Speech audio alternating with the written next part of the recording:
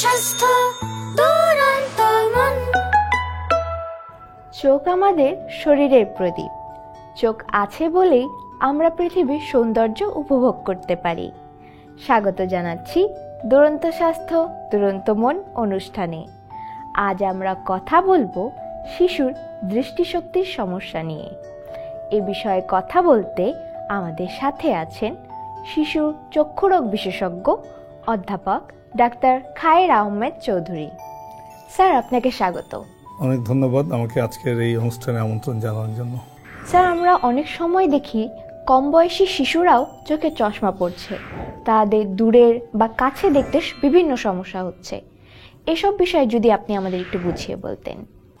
এই জেনারেশনের বাচ্চারা, আমি বলবো আমাদের জেনারেশনের চেয়ে চশমা পড়ার প্রবণতাটা একটু বেশি মনে হচ্ছে আমাদের কাছে। তা আমরা যেটা মনে করি যে দুটো জিনিস, একটা হচ্ছে আমরা যখন ছোট ছিলাম তখন হয়তো আই স্পেশালিস্টদের সংখ্যা বা চিকিৎসকের সংখ্যা বা মানুষের মধ্যে যে সচেতনতা বৃদ্ধি ওটা ছিল না। তখন আমাদের যে ফ্যাসিলিটিসগুলো সীমাবদ্ধতা ছিল, যার জন্য হয়তো চশমা প্রয়োজন আমরা বুঝি নাই তখন, অথবা চশমার প্রয়োজন থাকলেও আমরা কার কাছে যাব, কিভাবে আমরা চশমার পরীক্ষা করাবো, এই জিনিসগুলো ছিল অত্যন্ত সীমিত।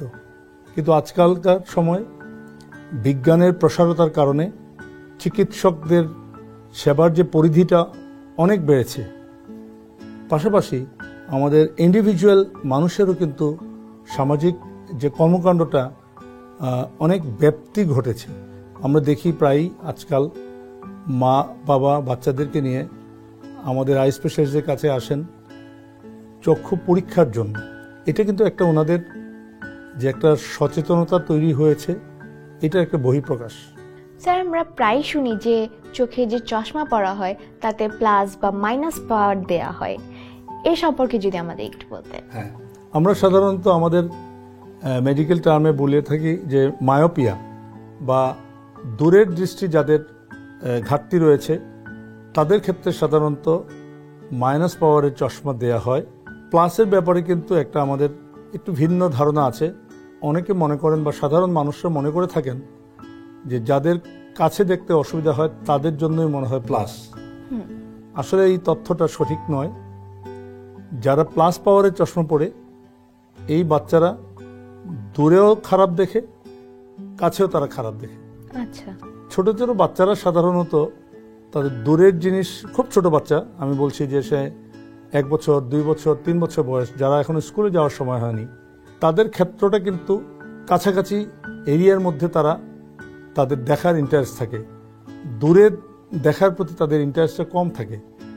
সেজন্য এই অল্প বয়সে বাচ্চারা অনেক সময় আনডিটেক্টেড থেকে যায়। তাদের যে দূরের যে দৃষ্টিশক্তিটা কম আছে, এটা বুঝতে বুঝতে হয়তো অনেকটুকু সময় পার হয়ে যায়। পাশাপাশি যারা প্লাস পাওয়ারের প্রয়োজন হয়, এদের ডিটেকশনটা কিন্তু একটু আগেই হয়, কারণ তাদের দূরের দৃষ্টিও খারাপ থাকে, কাছের দৃষ্টিও খারাপ থাকে। তো দৃষ্টি দূরে খারাপ হোক আর কাছে খারাপ হোক, অথবা দুটোতেই খারাপ হোক, চিকিৎসার যদি আমরা সঠিক সময়ে অ্যাড্রেস করতে পারি, অবশ্যই তার এই দৃষ্টি ত্রুটির কারণে তার যে চোখের যে রোগটা, এটা থেকে তাকে পরিত্রাণ দেওয়া সম্ভব। স্যার, শিশুদের যে দূরে দেখতে পাওয়া বা দূরে দেখতে না পাওয়া এবং কাছে দেখতেও সমস্যা হওয়া, এই সমস্যাগুলো হওয়ার কারণগুলো কি কি? প্রথমে যে কারণটা বলবো যে আজকালকার বাচ্চারা বিভিন্ন গ্যাজেটের প্রতি তাদের আকর্ষণটা চলে আসছে।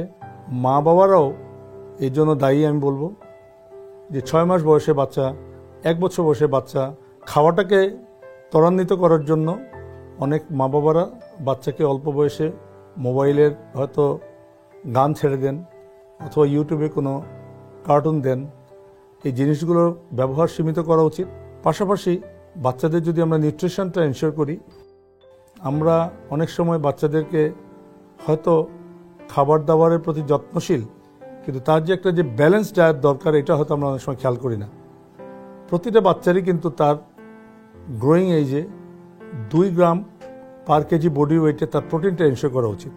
তো প্রোটিনটা যদি আমরা এনশিওর করতে যাই, তার মাছ, তার মাংস, তার ডিম, বা দুধ, ভ্যারাইটিস অফ আইটেম আমরা খাবারের তালিকায় যেন আমরা রাখি। ছোটবেলা থেকেই যেন আমরা বাচ্চাকে ছোট মাছ, শাকসবজি এবং ফলমূল এই খাবার দাবারগুলোকে যদি আমরা এনশিওর করি, ডেফিনেটলি চোখের যে নিউট্রিশনের যে বিষয়টা এটা আমরা এনশিওর করতে পারবো। পাশাপাশি অনেক সময় বংশগত কারণে হতে পারে, বাবা মা হয়তো চশমা পরে থাকেন, একটা মা হয়তো -3 বা -4 পাওয়ারের চশমা পড়ছেন, বাচ্চাটার বাবাও হয়তো -3 বা -4 বা -5 চশমা পড়ছেন। এই ধরনের প্যারেন্টস যারা মাইনাস পাওয়ারের চশমা পরে থাকেন তাদের বাচ্চাও কিন্তু সম্ভাবনা আছে এই মাইনাস পাওয়ারের জন্য তার চশমার প্রয়োজন হতে পারে। তো জেনেটিক ইনফ্লুয়েন্সও একটা বিষয়। এই বিষয়টা আমি অ্যাড্রেস করার কারণ হচ্ছে, যে সমস্ত বাবা মারা চশমা পরে থাকেন তাদের বাচ্চাদেরকে অতি অবশ্যই 4 থেকে 5 বছর বয়সে যখন বাচ্চা স্কুলে যাওয়ার জন্য রেডি হবে, স্কুলে ভর্তি করার আগেই তার জন্য আইসাইটটা টেস্ট করা হয়। মূলত কত বছর বয়স থেকে এই দৃষ্টিশক্তির সমস্যাটা শুরু হতে পারে? প্রিমেচুর বেবিদের কিন্তু অনেক অল্প বয়স থেকে তার দৃষ্টির ত্রুটি ধরা পড়তে পারে। যে সমস্ত বাচ্চা 28 সপ্তাহ, 30 সপ্তাহ, 32 সপ্তাহ মানে 35 উইক্সের আগে জন্মগ্রহণ করে, অথবা 1 কেজি, 1200 গ্রাম, 1500 গ্রাম, 2 কেজির নিচে বাচ্চার ওজন নিয়ে বাচ্চা হয়তো জন্মগ্রহণ করলো, এই ধরনের বেবিদের যে চোখের রেটিনার কিছু রোগ হয়, এই রেটিনার চিকিৎসার জন্য অনেক সময় লেজারের প্রয়োজন হয়। অন্যান্য বাচ্চাদের যে সময়ে চশমার প্রয়োজন পড়ে, এই সমস্ত প্রিমেচুর বেবিদের কিন্তু চশমার প্রয়োজনটা আরো আগেই হয়। সুতরাং বাচ্চাটার জন্মর হিস্ট্রিতে যদি দেখি কখনো কোনো বাচ্চা সময়ের আগে জন্মগ্রহণ করেছে, তাদের দিকে আলাদাভাবে নজর দিতে হবে। বাচ্চার যে দৃষ্টিশক্তি ডেভেলপমেন্টের কতগুলো ধাপ আছে, তো আমরা রোল অফ 6 বলি।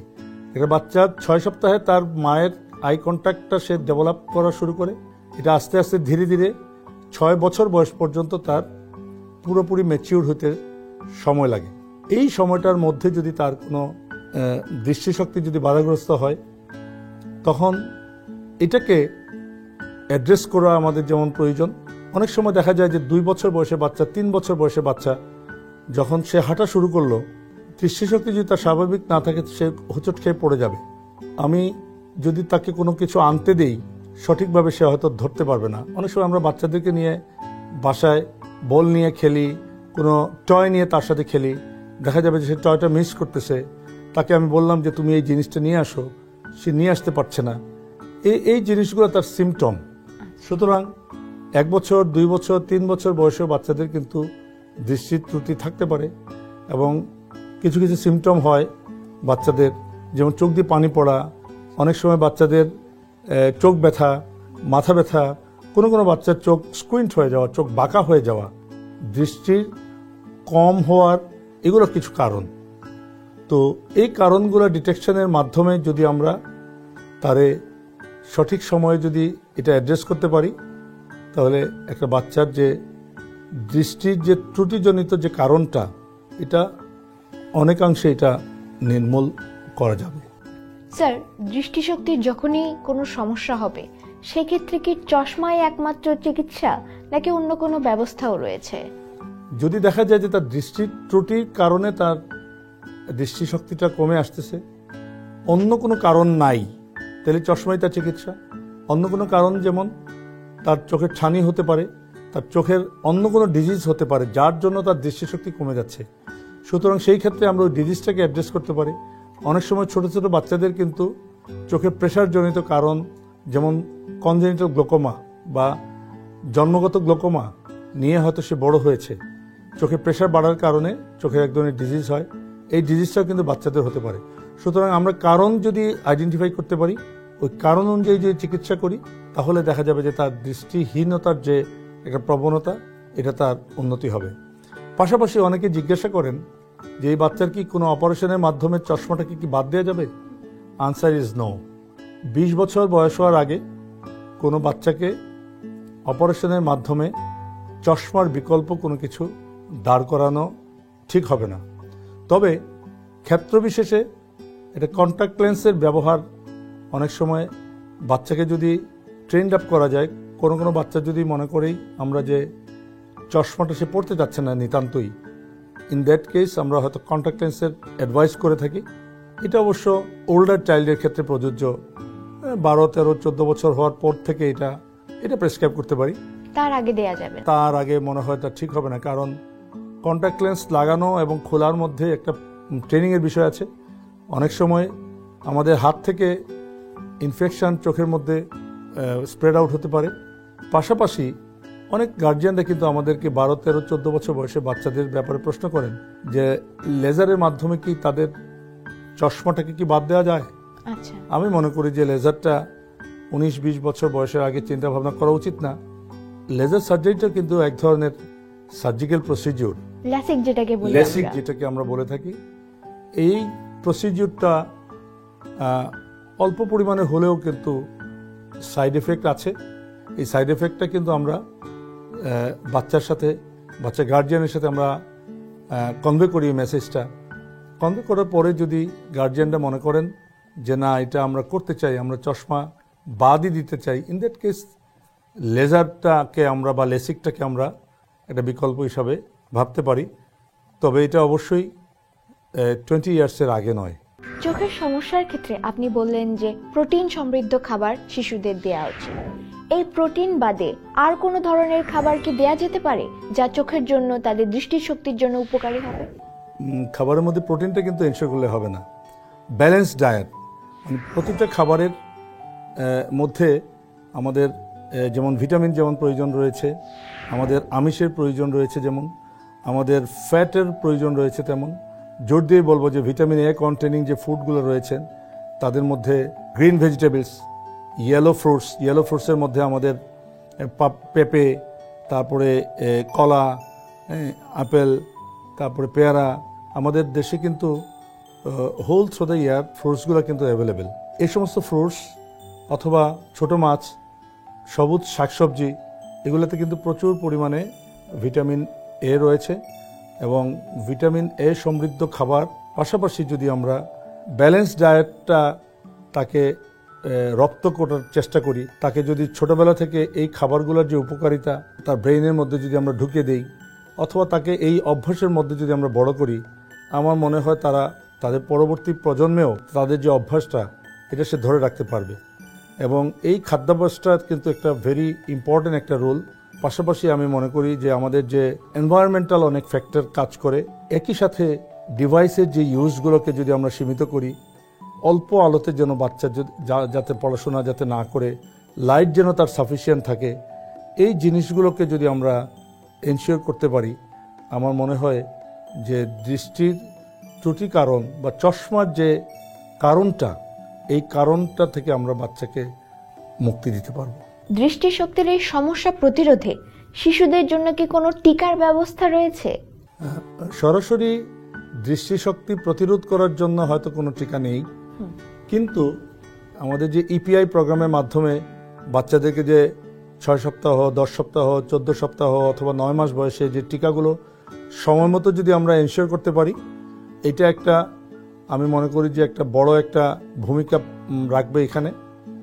পাশাপাশি হচ্ছে গিয়া পরিমিত খাদ্য অভ্যাস, সব ধরনের খাদ্যের সমন্বয়ে যে একটা খাদ্যের আমি যদি মেনু তৈরি করি, আমার যে প্রতিবেলার খাবারে যদি এই খাবারগুলোকে যদি আমরা এনশিওর করি, পাশাপাশি হচ্ছে যে এনভায়রনমেন্টাল ফ্যাক্টরগুলোকে যদি আমরা সমন্বয় করতে পারি সবগুলো জিনিসকে, তা আমার ধারণা চশমা থেকে পরিত্রাণ দেওয়ার একটা ওয়ে আউট বা রাস্তা বের করার সহজ হবে। স্যার, আমরা দেখি যে সরকারিভাবে শিশুদের ভিটামিন এ ক্যাপসুল খাওয়ানো হয় এবং কিছু কিছু অভিভাবকরা এটা সচেতনতার সাথে শিশুদের খাওয়ান, কেউ বা অবহেলা করেন। এই বিষয়ে যদি আপনি কিছু বলতেন। খুব ইম্পর্টেন্ট একটা জিনিস। আমাদের দেশে একসময় কিন্তু এই রাতকানা রোগের প্রবণতা অনেক বেশি ছিল, আর ভিটামিন এর ডেফিসিয়েন্সির কারণে কর্নিয়া বা চোখের মণি, যেটা আমাদের সাধারণ মানুষ বলে থাকেন, কর্নিয়াতে কিন্তু অনেক ধরনের রোগ হয় ভিটামিন এর ডেফিসিয়েন্সির কারণে। আজকাল কিন্তু সচরাচর আমরা এই রাতকানা রোগী বলেন, কর্নিয়া রোগী বলেন, এই জিনিসগুলো কিন্তু আমরা দেখতে পাই না। ভিটামিন এর ডেফিনেটলি একটা ভূমিকা রয়েছে রাতকানা রোগ সৃষ্টিতে, কর্নিয়ার রোগ সৃষ্টিতে। আজকাল এই রোগগুলোকে না পাওয়ার পিছনে ভিটামিন এ ক্যাম্পেইন গুরুত্বপূর্ণ ভূমিকা পালন করছে। টেলিভিশনে, পেপারে সব জায়গায় আমরা এই বিজ্ঞাপনটা দেখতে পাই, এবং যে সময়ে এই বিজ্ঞাপনটা দেয়া হয়, যে বয়সের বাচ্চাদেরকে উল্লেখ করা থাকে, ওই সময়টা যদি আমরা অনুসরণ করে আমাদের নিজ নিজ বাচ্চাদেরকে, এই 5 বছরের নিচে বিশেষ করে বাচ্চাদেরকে যদি আমি ভিটামিন এটা খাওয়ানোটা এনশিওর করি, তাহলে ভিটামিন এ জনিত কারণে যে চোখের রোগগুলো হয়ে থাকে, এই থেকে বাচ্চাকে পরিত্রাণ দেওয়া সম্ভব। এই ওষুধটা কি একবারই খাওয়ানো হয় না কয়েকবার দফায় দফায় খাওয়ানো না, হবে? এটা ডেফিনেটলি একটা টাইম ফ্রেম আছে, এবং কোন বয়সের বাচ্চাকে 6 মাস পরে খাওয়াবো, কোন বয়সের বাচ্চাকে 2 বছর পরে খাওয়াবো, এটা এজ টু এজ একটা ভেরিয়েশন আছে। ভিটামিন এর ক্যাপসুলটা যদি এনশিওর করেন, নিশ্চয়ই ভবিষ্যতের একজন শক্তিশালী দৃষ্টিশক্তি সম্পন্ন মা বাচ্চাকে উনি দেখতে পাবেন। স্যার, আমরা অত্যন্ত গুরুত্বপূর্ণ একটি বিষয়ে আজকে কথা বললাম। আমাদেরকে সময় দেওয়ার জন্য আপনাকে অসংখ্য ধন্যবাদ। আপনাকেও অনেক ধন্যবাদ। পাশাপাশি দুরন্ত টেলিভিশন কর্তৃপক্ষ এবং আমাদের যে দর্শক শ্রোতা, তাদের যদি বিন্দুমাত্র কোনো উপকার হয়ে থাকে আমাদের এই আজকের আলোচনার মাধ্যমে, আমরা মনে করব যে আজকের এই প্রোগ্রামটা সফলতা লাভ করেছে। আর আমি একটা মেসেজ শুধু শেষ করব আমাদের দর্শকদের উদ্দেশ্যে দিয়ে, আপনারা 4 থেকে 5 বছর বয়স হলে পরে বাচ্চার চোখটা টেস্ট করার জন্য কাছাকাছি কোনো চোখের হাসপাতালে যান, কাছাকাছি কোনো চক্ষু চিকিৎসকের কাছে যান, কাছাকাছি কোনো পেডিয়াট্রিক অপথলমোলজি বা শিশু চক্ষুরোগ বিশেষজ্ঞ যারা আছেন তাদের কাছে অন্তত একটিবার এই সময় থেকে 4 থেকে 5 বছর বয়সের মধ্যে একটিবার আপনার শিশুর চোখটা পরীক্ষা করান। আমরা আমাদের ভবিষ্যৎ প্রজন্মকে একটা সুস্থ শরীর দিতে পারব। কথা বললাম শিশুর দৃষ্টিশক্তির সমস্যা নিয়ে। আজ এ পর্যন্তই। আগামী পর্বে আবার দেখা হবে নতুন একটি বিষয় নিয়ে, নতুন একজন অতিথির সাথে। সে পর্যন্ত সবাই ভালো থাকবেন, সুস্থ থাকবেন, আমাদের শিশুদের যত্নে রাখবেন। দুরন্ত। ফেসবুকে ফলো করো এবং ইউটিউবে সাবস্ক্রাইব করো দুরন্ত টিভি।